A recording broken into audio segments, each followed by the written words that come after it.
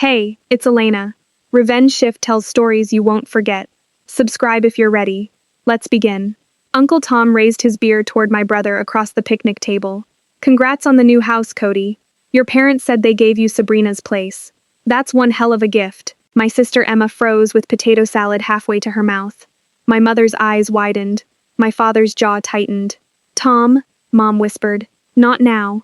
I calmly sipped my mediocre Pinot Grigio. Bad wine made family performances easier to tolerate. No, please continue, Uncle Tom, I said. I'd love to hear about this house transfer. Dad shot to his feet so fast his chair fell backward. Sabrina? Not here. I think here is perfect. Uncle Tom still hadn't understood the panic around him.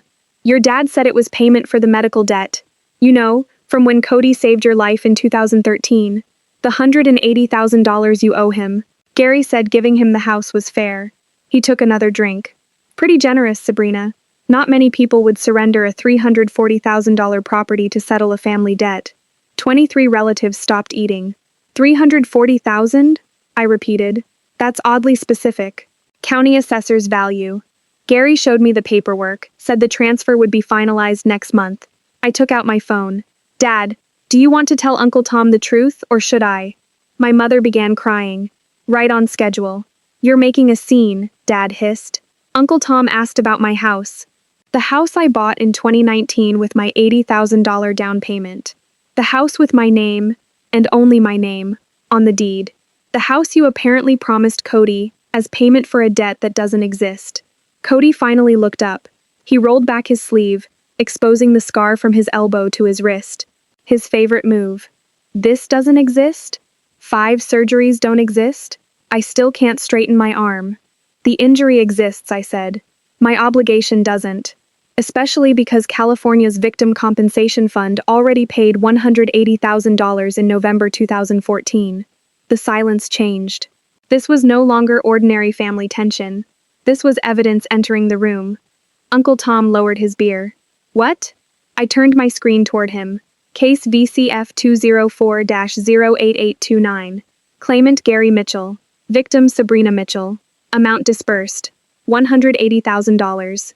November 18, 2014. The state covered Cody's medical treatment, therapy, lost wages, pain, and suffering. Dad's face darkened. Where did you get that? I'm a senior analyst with the State Insurance Fraud Division. I investigate double-dipping compensation claims. It is literally my job to find fraud. I smiled. And I'm very good at it. My mother's tears stopped instantly. I opened the next file. Would everyone like to know where the money went? Uncle Tom leaned closer. So did Aunt Linda, Cousin Jennifer, and half the table. November 2014. The state deposits $180,000 into my parents' joint account. December. They buy a $62,000 boat. January. A $31,000 country club membership. March. $44,000 lost at Harrah's Casino. May. A $23,000 European cruise. I looked up. I have 11 years of records. Should I continue? You hacked us, Cody snapped. No. You gave me your passwords when you asked me to pay your electric bill in 2016 because you were supposedly too injured and traumatized to manage your finances. I took screenshots, time-stamped, dated, and notarized. This is insane, Mom said, no longer wounded, only furious that her performance had failed. What's insane is telling your daughter for 11 years that she owes her brother $180,000 for saving her life, after the state already paid that exact amount. What's insane is using that lie to control her choices. And what's insane is trying to steal her house. We're your parents, Dad said. We gave you life. And the state compensated you because I was the victim of a crime. That money was supposed to help the victim's family recover. It was not supposed to buy boats, fund gambling, or become leverage for extortion. Uncle Tom stared at him. Gary, tell me she's lying. Dad said nothing. I'll do better than that, I said. I'll tell you what happened in 2013. Not Cody's hero story. The real one. Cody went pale. Sabrina, don't. We were walking home from the 7-Eleven on Patterson Avenue at 11:47 p.m. I was 19. Cody was 21. 5 drunk men came out of an alley and started making sexual threats. I looked around the table. My brave brother grabbed my shoulders, shoved me toward them, yelled, "Take her," and ran. Even Mom's gasp was genuine. The men laughed and let me go. They were drunk idiots trying to frighten us, not predators. I ran home and found Cody at the bottom of the basement stairs. He had tripped while fleeing. Both bones in his forearm were broken. "That's not what happened," Cody said, but his voice shook. "The emergency room report says the injury was consistent with a fall, not an assault. The police report says no suspects were arrested, because my brother fled and couldn't describe them. And the gas station's security camera captured everything." I opened the video. I requested it last year through a public records request. It took 11 months. Would you like to watch him save my life? Cody stared at the table. For 11 years, he had claimed he took a metal pipe to the arm defending me. In reality, he broke it running away after offering me to strangers. Uncle Tom stood. "Gary, is this true?" "It's more complicated. Is it true?" Dad's silence answered. "You've been scamming your own daughter for 11 years, Tom said. "We're family," Mom pleaded. "Family takes care of each other. Family doesn't commit fraud." I removed a folded document from my purse. "This is a quitclaim deed my parents filed 3 weeks ago. They forged my signature." Uncle Tom took it as though it were radioactive. "I specialize in document fraud. Dad tried to imitate my signature, but the pressure and stroke patterns are wrong. He also used a blue Pilot G2, 0.7 millimeter. I use a black Uniball Signo, 0.5. Emma stared at our parents. "Mom? Dad? Don't listen to her," Mom said. "She's always been dramatic." I also have recordings from last Sunday. Dad gave me 30 days to surrender my house or face a lawsuit for the fake debt. Mom called me ungrateful. Cody threatened to make my life hell. I raised my phone. California generally requires two-party consent, but recordings made to document evidence of crimes can fall under legal exceptions. Fraud, extortion, and forgery are crimes. I have documented every demand since 2014. "You set us up," Dad said. "No, I gave you 11 years to stop. Every dinner, holiday, and birthday, you repeated the lie. I waited for one of you to confess. None of you did." Tom looked at the deed. "Gary, fix this." "There's nothing left to fix," I said. "I already filed a complaint with the County District Attorney's Fraud Division. Insurance fraud, attempted grand theft, forgery, and extortion. The evidence is under review." "You called the police on your own family?" Mom whispered. "No, I called prosecutors. The police come later."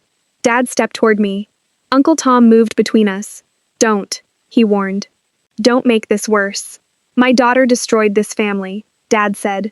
"No, you destroyed it when you turned my trauma into a cash machine.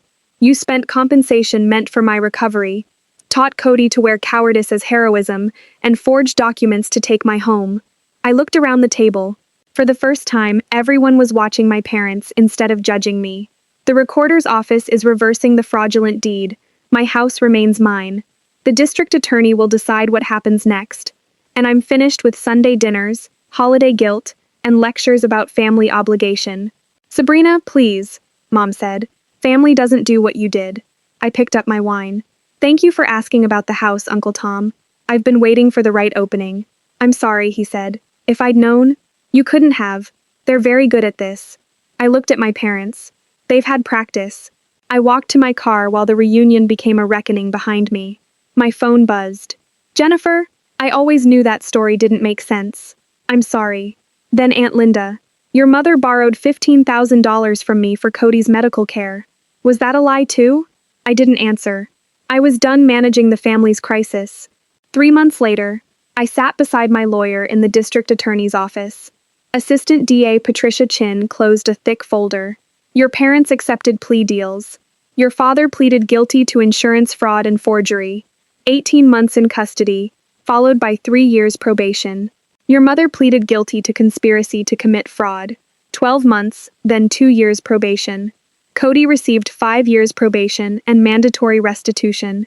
He'll pay you $3,000 each month until the $180,000 fraudulent claim is satisfied.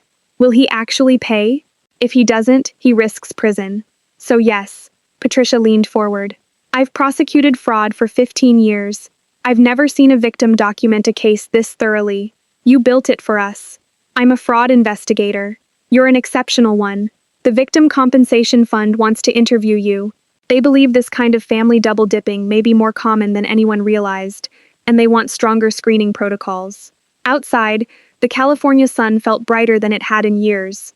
Uncle Tom texted before I reached my car. Heard about the plea deals. Proud of you. Linda is filing charges too. Your parents borrowed from half the family for Cody's care. You started a revolution. Good. Let everyone see the truth. My house was still mine. My bank account was still mine. My life was still mine. When Cody finished paying restitution, I planned to donate the money to the actual victim compensation fund. They had spent 11 years convincing me I was the villain, the ungrateful daughter refusing to repay a heroic brother. They weaponized his injury, even though he suffered it while abandoning me. But they made one mistake. They underestimated the quiet daughter who documented everything. The boring daughter with the nothing job. The daughter who understood that the strongest revenge was not emotional. It was procedural, legal, and airtight. I parked in my driveway, attached to a deed bearing only my name, and entered the quiet house. Emma texted, "Can we talk?" I never knew. I'm sorry. Maybe one day. Emma had believed the same family mythology everyone else had. She might deserve a chance, but not that day. That day, I poured a glass of good wine, ordered takeout, and enjoyed the silence of a home no one could take from me. The debt was paid. The lie was exposed. The score was settled. Justice isn't always loud. Sometimes it is methodical and documented in triplicate. Sometimes revenge is simply the truth, presented at exactly the right moment to exactly the right audience. Uncle Tom gave me that moment at the reunion, and I made it count.